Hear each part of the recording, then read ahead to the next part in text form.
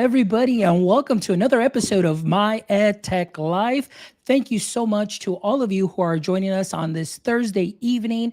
I know that usually Thursdays, there's a lot of Twitter chats going on, there's a lot of spaces going on, there's a lot of, PLCs and everything going on. But for those of you that are here live watching and listening, thank you so much, as always, for all of your support. We're always excited to have you here. And today we're going to be talking about one of my favorite topics, something that I have been following for a while and just really learning more and more. And as always, trying to find that special connection between, any kind of tech and anything that we're seeing and trends to education. And today we are talking NFTs. So today we're all going to get fungible of sorts, but it is going to be a fun have a very special guest who I first listened to speak about NFTs in one of the Twitter spaces that Michael Cohen, the tech rabbi, hosted. And I was just really thrown back by the wealth of information, just the great conversation,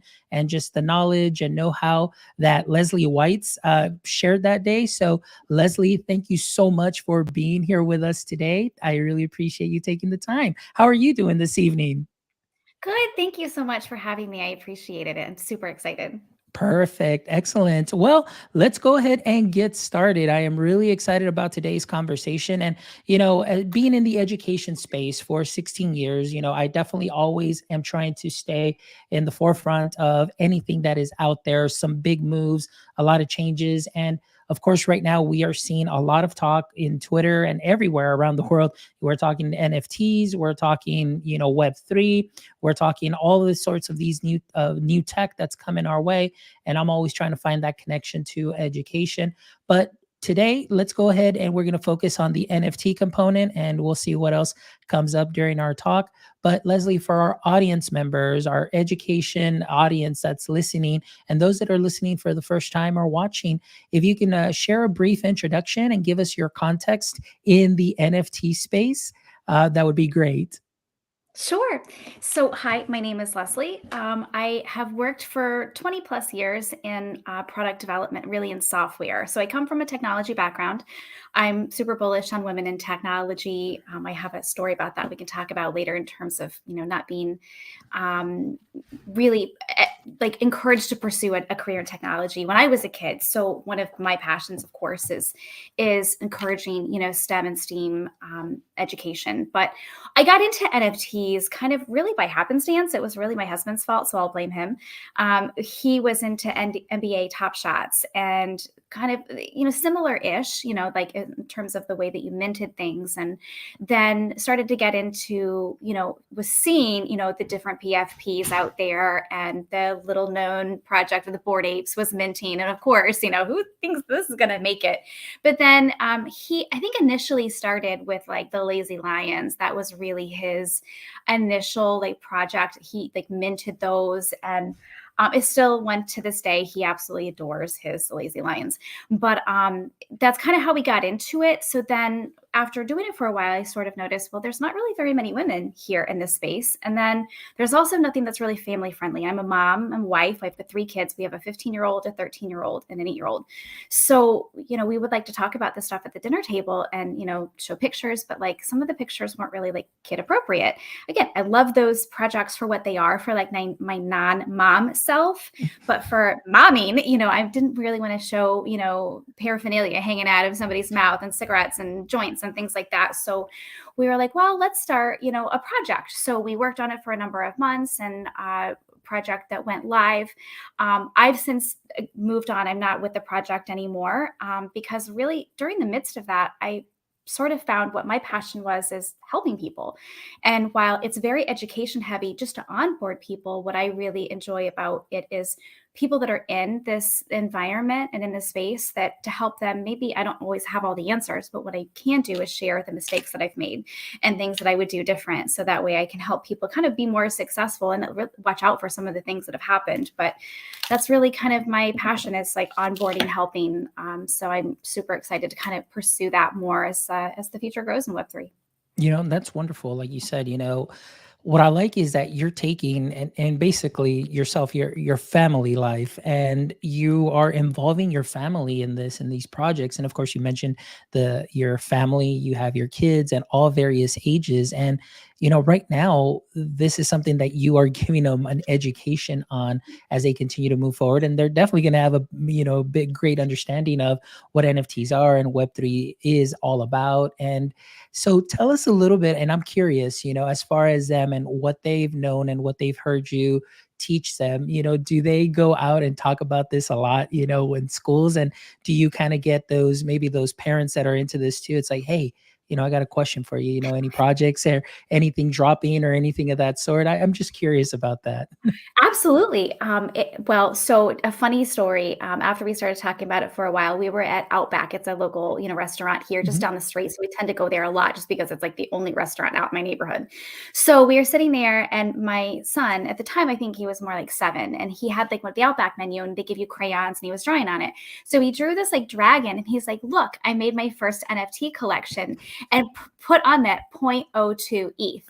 Like literally, he was shilling us his project for point oh 0.02 ETH. So we're talking about a kid that knows what the value of ETH is, but can't tell you what the value of, like, I don't know, buying a carton of milk or how much, a video game is or any of those things, but understood the concept of ETH and an NFT. And he'll actually tell his friends at school about NFTs. In fact, I could pull him on the call right now, and he would be like, yeah, it's a non-fungible token. It represents his digital asset. Like, I mean, he'll go on, and it's just, he's picked it up because they're naturally inclined to do that. Not only are kids, they pick things up faster than we do as adults because maybe we just overcomplicate things, but they also are already in tune to the technology because it's the life that they live. Like my kids, my 15-year-old was our Discord consultant. So he was the one that helped us set up our Discord when I was with the project. He was a moderator for a while. The middle child, she's the girl. She's not really too much into it. She knows what it is, doesn't really care that much, at least right now. She's more about the arts, like acting and chorus and things like that. But the little one, he's already designed 2 NFT collections that he wants to launch. And he plays Roblox. He has the whole entire concept down, and really some of the best use cases for Web3 technology between Fortnite, Robux, and Roblox. I mean, they already have tokenization built in, right? So it's like, something that they already kind of naturally know, even more so sometimes than we do. Their use cases of things that they think of for this stuff is way further than like where my brain can even take it. So I have a lot of faith in our next generation and even the generation after that, that as we build this bridge for them, that, I mean, the where they can take it is leaps and bounds where our imaginations really are today. So Yeah. And that's something that really excites me, just the way that you talked about that. And, being an educator and, previous shows that I did this week, you know, if we were to be more of that guide on the side, you would be surprised as to how much we ourselves as adults can learn from our students, just like you're sharing here, how much your kids have learned from their experience. And they've learned of something that is relatable to them because they see it at home.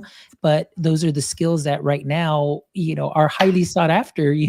Right now it's Web3 development, people that want to move into Web3, companies that are just jumping on into the metaverse, and of course creating NFT projects and so on. So there needs to be a talent source or a talent pool that is going to go into those jobs, and those jobs all involve a lot of creativity, a lot of know-how, a lot of ingenuity, and more than anything, a lot of passion. And you mentioned Roblox, you mentioned Fortnite, and to me all of those games seem like they're priming the this generation for what is coming. Like you mentioned, tokenization, being able to buy things with the V-Bucks and buying, digital assets. That is the language of today that myself, I just started learning, just maybe about, 8, 9 months ago, when I started getting into this a little bit heavily or more heavier into this. And so I think that that's something that's wonderful. And like you mentioned, this generation that's coming and next generation to build on Web3,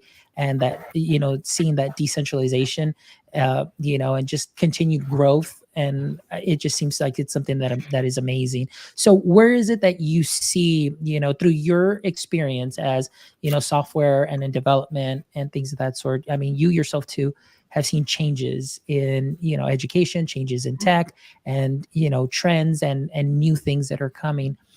Where is it that you see this Web3 taking us, maybe within the next 6 months, maybe the next year? When do you really see that it's gonna just be at that, I guess right now I think it's at a nascent state, but it's still early. But I mean, there's a lot of movement going on. What is it that you see through your experience? Oh gosh, I mean, I think a lot of it, some of it's already there. We're already starting to see a lot of concepts surrounding the gamification of learning. And I love that concept, and it already started, with some of the iReady programs and things like that before. More, Web 2 stuff, but started kind of going into Web 3. There's a lot of tech, I think, that's still to be leveraged. But as we get into more education, I think the foundation of all of this is to make sure that we're preparing the educators and the parents, the setting the primer of what this is to be, because I think without that foundation, we can't support it equally, because a child's education is a two-way street. It can't be just the teacher and it can't be just the parent, unless you're homeschooling, then you can be both. But in most cases for us, it's, there's a shared partnership. And so to be on each edge of it, it really is setting the boundaries and the walls for what the safe, passageway is. So I think that gamification, as that continues, but I see things going. I mean, it may not be in the next 6 months, but here in the near future, like the entire way that NFTs are today is really like an entire ecosystem of micro learning. And so to take that concept and put that into education, I think it'll probably more so start with college, in college education, that you're going to start to see that almost like personalized learning, I guess, if that makes sense. I think that that's a huge direction, or a huge opportunity really for Web3 to go, because I mean, with blockchain technology, and then it's accessible, but to take that concept of more personalized learning, individualized learning at your own pace, because not everybody fits into the same box. And I know I didn't, and not everybody else does. And as an educator, this, that everybody, you can have the exact same experience and everybody is different. So to be able to take that, personalize it, but to move that into elementary and middle school and even high school education, that would be amazing. I think that's a little further off than the college component, but once one starts, I think that they'll start to flow there. But I think that there's a lot of and that's just for learning. I mean, there's tons of like funding and fundraising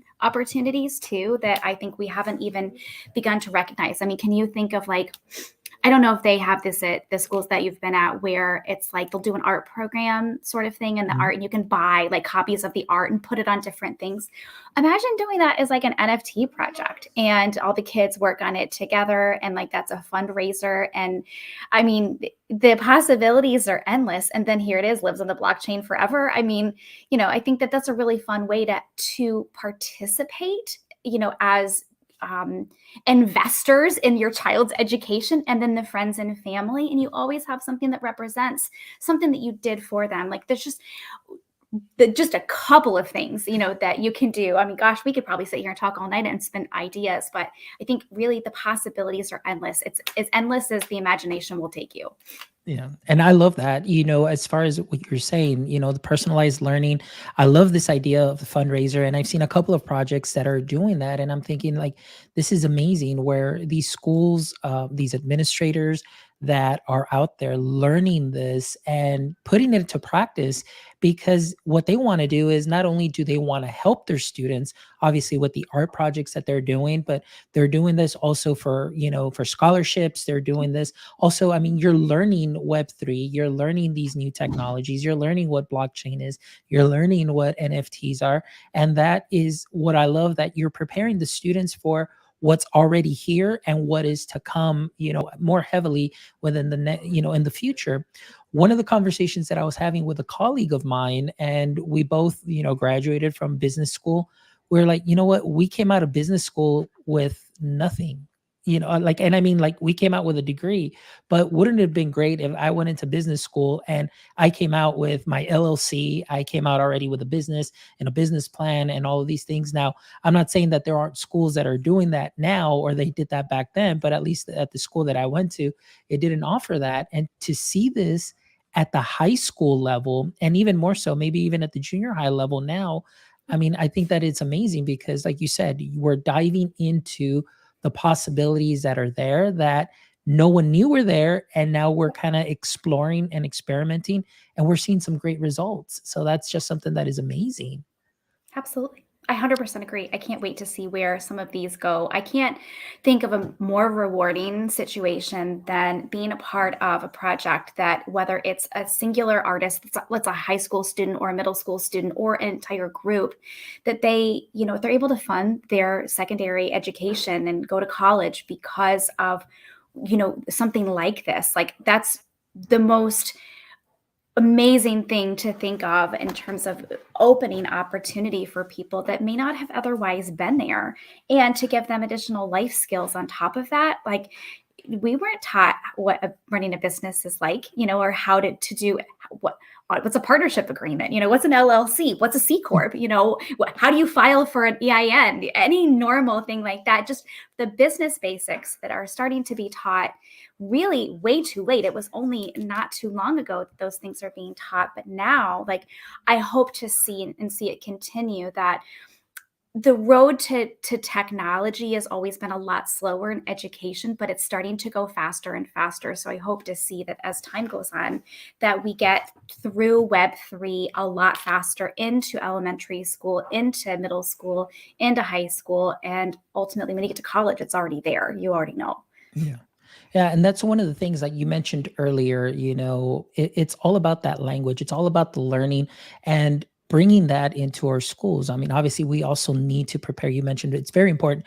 We need to prepare our teachers also for the future of learning, and that's one of my biggest things. Is I always love to connect things with the future of learning and start changing the language a little bit within our curriculum, and bringing some of those topics in, that even though some of the things that we are currently doing may seem like they may not connect to this because it may seem like a foreign language to teachers, but there are certain skills that are there already that are being built in to help build up these skills into Web3 and so on. But we just need to take them just a little bit more, to the next level, but also making our teachers feel very comfortable, because I think that's something that's very, very important. Absolutely.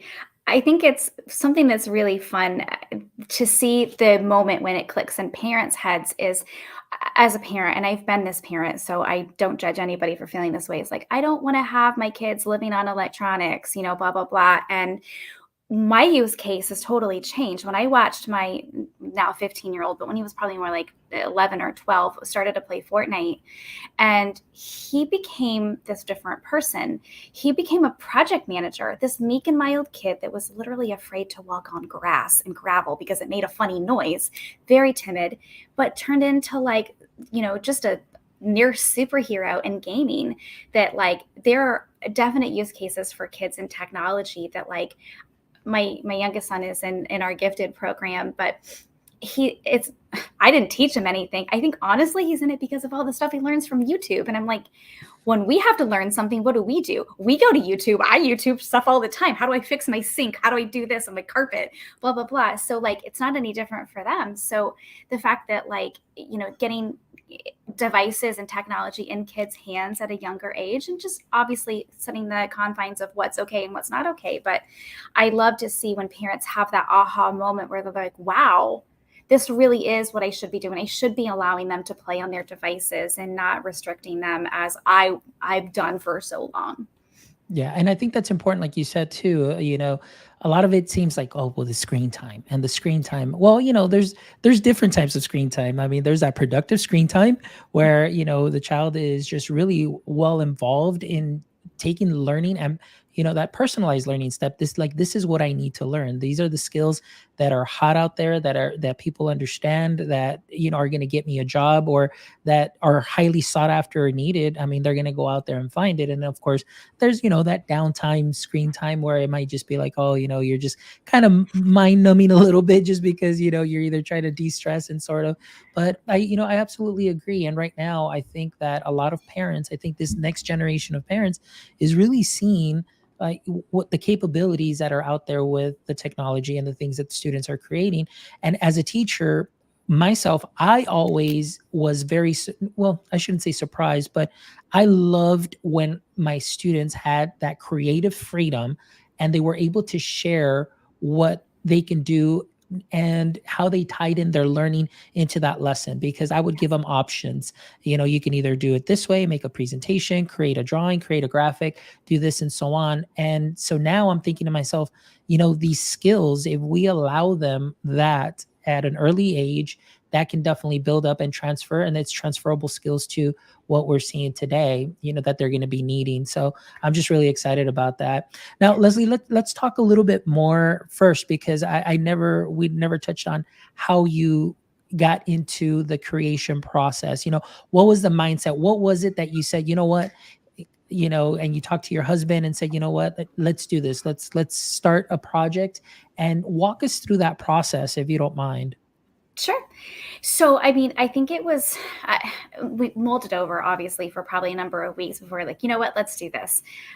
It was really just bred from literally showing, like going to OpenSea and showing like our account and going through pictures and having to scroll really fast through some of them, and especially the littlest one. And we're like, there's nothing really that's the closest thing we had to family friendly at that time was like the Dapper Dinos project.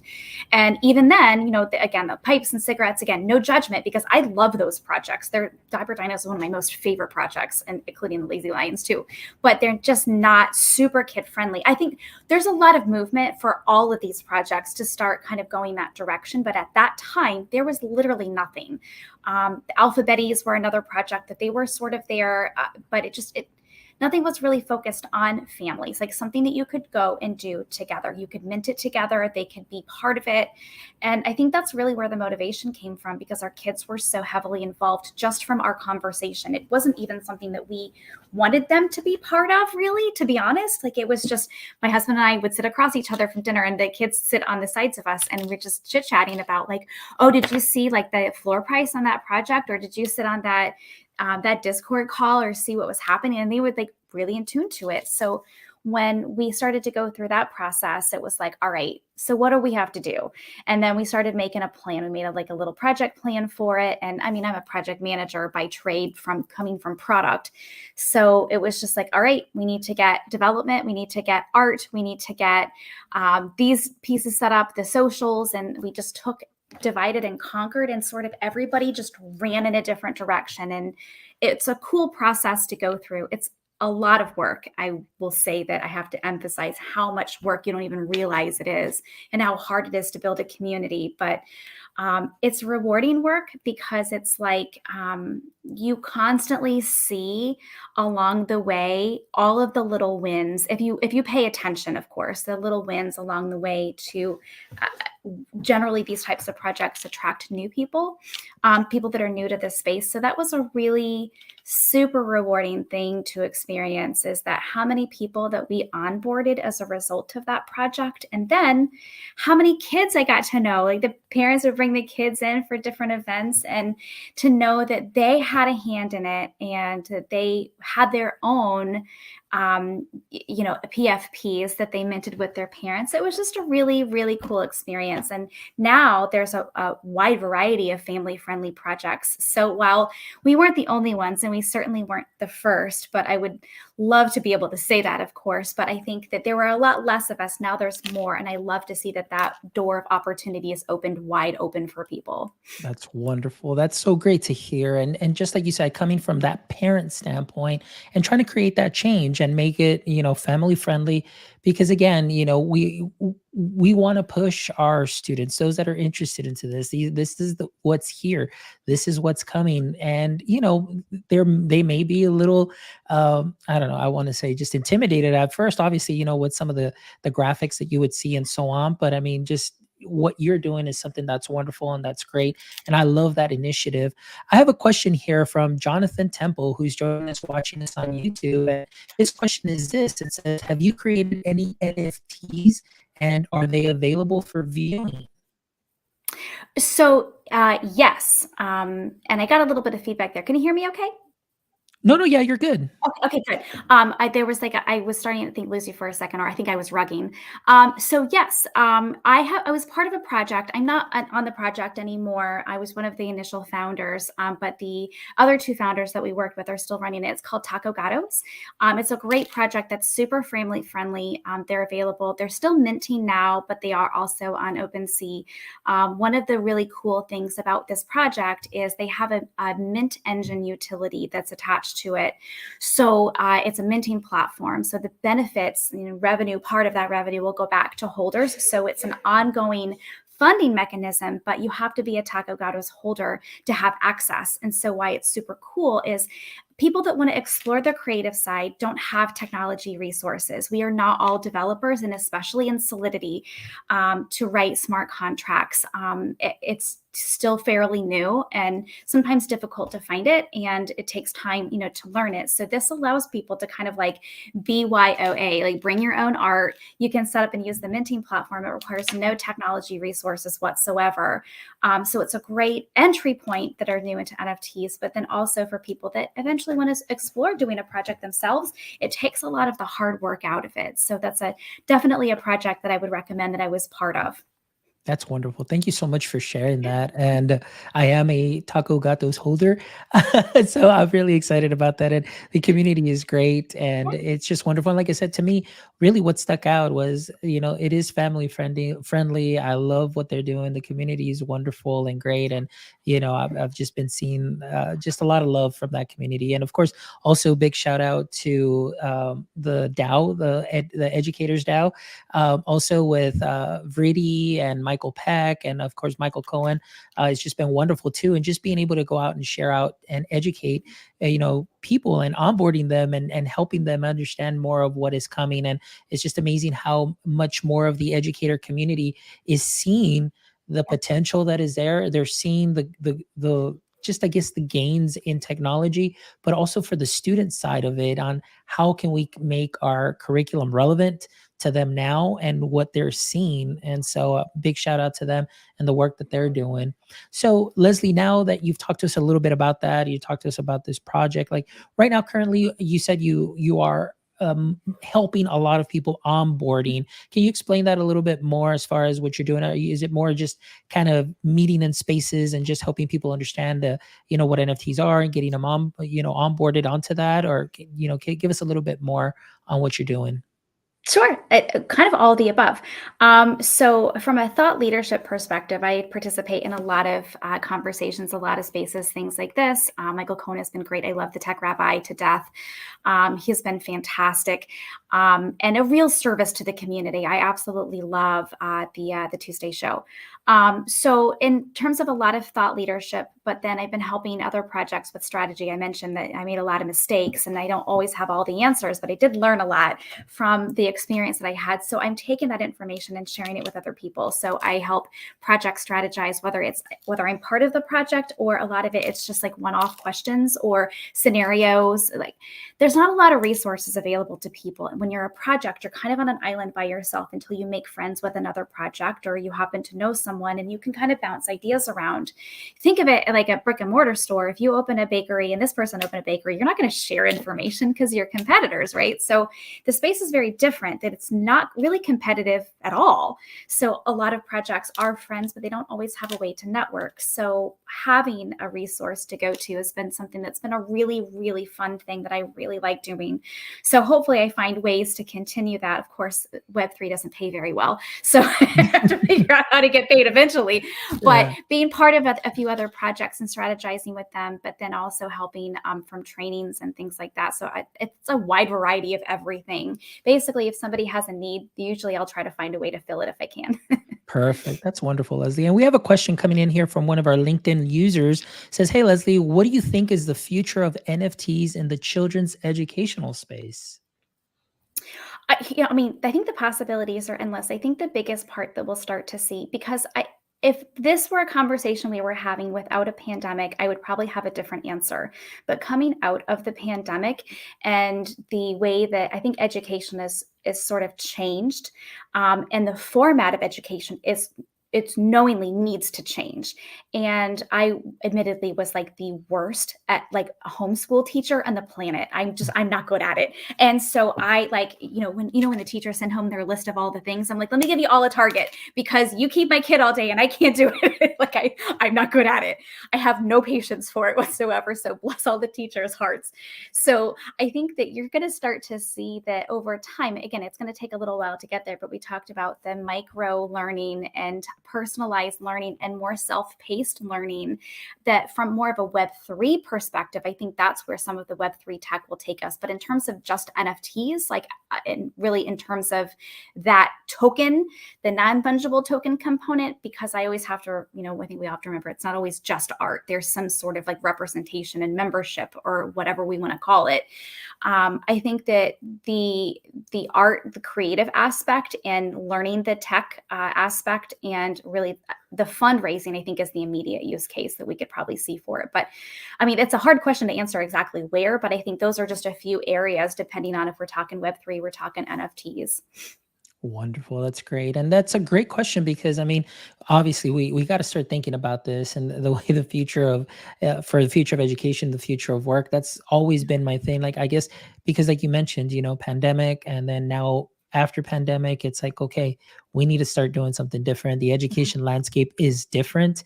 It's no longer the same. And, I understand there's a lot of people that are trying to go back to 2019, but that, there is no going back. It's like, we're here, we're now, and we got to continue moving forward. And of course, we're seeing all these technologies here.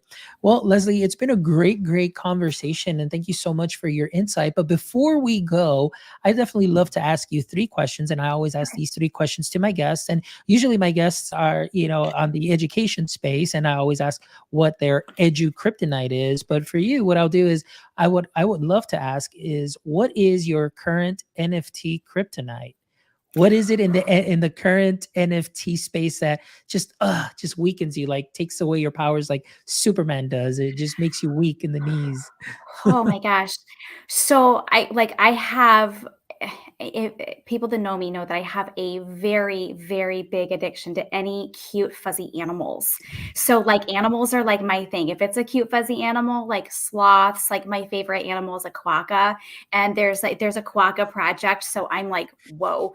I mean, so really when it's an animal related project, and especially when there's a benefit to animal organizations on top of that from a philanthropy perspective, I get super like weak in the knees over that stuff. But I love to do a lot with women-led projects just because being a woman in technology and not being encouraged to pursue technology when I was younger, I love to do what I can to support that underrepresented communities from the LGBTQ perspective as well. So there's a wide variety of things that I'm like super bullish on. But if I had to pick one, I can't help the fact that I'm crazy about animals. Great. Thank you so much for sharing. All right. So you heard that. All right. Project creators, make anything fuzzy and you'll definitely have somebody, coming and checking out your projects. All Take all right, my money. Leslie. All right, Leslie. Question number 2. If you can have a billboard with anything on it, what would it be and why? Whew, okay. So this one is going to be completely different from really anything we've talked about. And I think the message would be along the lines of bet on yourself. And in this environment in Web3 and NFTs, I deal with it a lot, imposter syndrome. And we're really early in this tech. And it's hard sometimes to remember that we are really early and we are pioneering something right now. So we underestimate our abilities. And I have to remind myself all the time that, to not face that imposter syndrome. I am a knowledgeable resource. I have value. And the most important thing that we can do from any aspect of life is to bet on yourself. Oh, I love that. Those are wise words and take it from somebody that has definitely dealt with a lot of imposter syndrome, at any given time. It's because Yes. we see this and then oftentimes we end up comparing ourselves to others and then we're like, well, we don't do that or we Yeah. can't do that or we haven't done that yet. And the thing is like, it's yet, but like you said, I'm still a resource. I can still be of help and, together, we're definitely better. So, I love that. Yes. Thank you so much for sharing that message because I know for sure that definitely helped me and that's definitely going to help a lot of people that are out there listening. All Repeat it right. every day. Every day, bet Okay. on yourself. All right, Leslie. And our last question is this is let's say that this was your podcast currently, and I am your guest. What would be one question you'd like to ask me? Whew. Gosh, I think that, let me think. I guess, you know what? I guess I would ask more about like what makes you passionate about Web3 and education? Great. Thank you so much for sharing that. That is one of my biggest things. For me, the passion as an educator, and I always and I will repeat this, and everybody who watches the show or has listened to the show has at least heard me say this once. I never wanted to be an educator, but when I fell into education, I absolutely fell in love with everything. I fell in love with the process. I fell in love with the practice. And, and being able to bet on myself, like you said, in education and kind of do things. Kind of my way, but it's like my friend Matt Wood says, it's like you have a sandbox and you can play around in the sandbox, kick all around all the sand, but as long as you don't go past these lines, you're going to be okay. I was always the one that was out there kicking sand and just doing my own thing.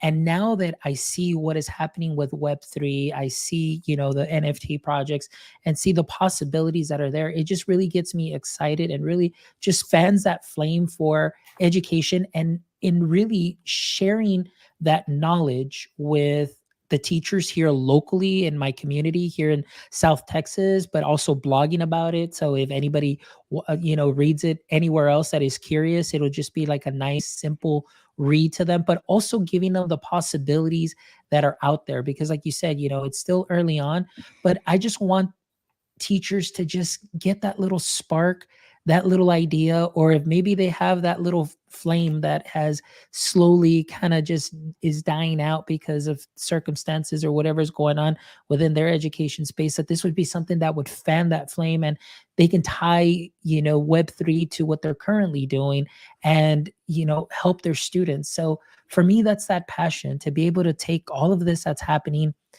simplify it, share it with others. And like you said, it's similar to that onboarding process, making that tie and that connection, because I want to see this next generation do something amazing in this space and just where it's headed. Like to me, the possibilities really truly feel endless because there's so much out there. So that's really what gets me going and that's why I get excited about this space. I love that. That's an amazing answer. Yes, I 100% can see that from you. So I think that's awesome. Yeah, it's Well, amazing. thank you so much, Leslie. I have had a wonderful time, and you're absolutely right. We can definitely be here talking for hours and hours on end. But I really appreciate just your sincerity, authenticity, genuineness, and just how you presented today. Our presented our audience members and our listeners today with some knowledge and background on NFTs, and obviously where this space can take you, what is some of the work that can still be done in this space, and just how to tie it to education. I think you did a very wonderful job in onboarding us today. So thank you so much, Leslie. I really appreciate you. And before we go, Leslie, go ahead and share with our audience members that are currently watching or those that will catch the show later on, Yeah. if they'd like to contact you, maybe they have questions, maybe they just need a helpful resource that they can go to. Is there a way that they can go ahead and contact you? Absolutely. I have all kinds of different methods. So you can find me on Twitter at it's at OX La Capitana. That's my Twitter handle. Keep an eye out for a couple of things that we do weekly. I have a moms space that we do, moms in Web3, parenting, things like that, and kind of dealing with mom imposter syndrome and mom fails and kind of normalizing mistakes that we make. And then we have a Web3 zone that we do on Thursday afternoons Eastern time. That's really 4 of us that are different thought leaders from way different origins that come together and talk about all things Web3. Today was what the heck's going on with the market. I think next week we're talking about doing slow mint projects and things like that. So there's definitely a lot of like routine things that we happen. But of course, you can find me on LinkedIn too. It's simply my name, Leslie Weitz, Weitz. But I look forward to hearing from anybody. Send me a message on LinkedIn, send me a message on Twitter, at least follow and follow both of us to see kind of upcoming exciting things that happen in the Twitterverse. Excellent. Well, thank you so much, Leslie. It has been an honor. It's been a pleasure. And again, as always, just thankful for your kindness and everything that you shared today. I am just amazed. And so is our audience members. And, so I'm really excited about what's happening. And of course, I am definitely a follower. And I have my little alerts on. So anytime you tweet, I'll always be able to see because, it's that FOMO that we were talking about, fear of missing out. And there's so much out there, but at least, finding, like you said, those thought leaders that you kind of, can see and have those similarities with and the same thought process. It's great to connect and of course get informed by them and, being that useful resource. So thank you so much for everything that you're doing in the NFT space. And thank you guys, those of you that joined us live and those of you that are going to catch the replay or listen to the show later on. Thank you always for your support. Please make sure that you go to our website, www.myedtech.life, to check out all our episodes. Make sure that you click on our links, go check out our merch. And, as always, thank you for your support. And guys, we will see you again this coming Saturday. We've got a wonderful show for you this Saturday morning. But until next time, my friends, don't forget, as always, stay techie. Thank you so much. I appreciate it.